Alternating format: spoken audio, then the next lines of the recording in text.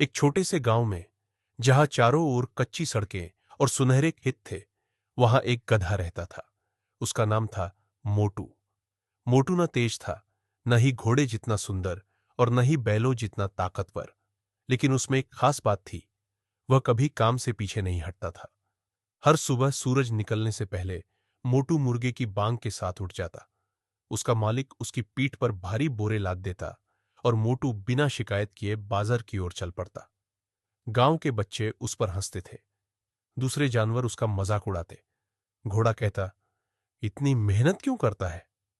गाय बोलती, थोड़ा आराम भी कर लिया कर। लेकिन मोटू कुछ नहीं कहता। वह बस चलता रहता। समय बीतता गया।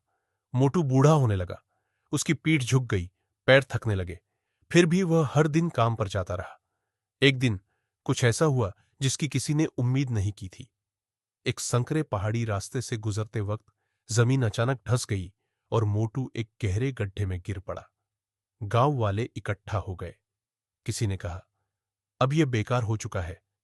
किसी ने बोला, इसे बचाने का कोई फायदा नहीं। यहां तक कि उसके मालिक ने भी गड्ढा भरने का फैसला कर लिया। मिट्टी उसके ऊपर गिरने लगी।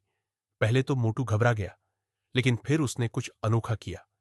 हर बार जब मिट्टी उसके ऊपर गिरती, वह उसे झटक देता और उस पर खड़ा हो जाता। बार बार झटका, कदम आगे। गांव वाले रुक गए। धीरे धीरे मोटू ऊपर उठने लगा।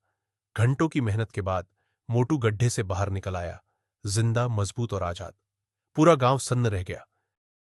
कहानी से हम सबको एक बड़ी सीख मिली। जिंदगी भी हमारे ऊपर मिट्टी डालती है।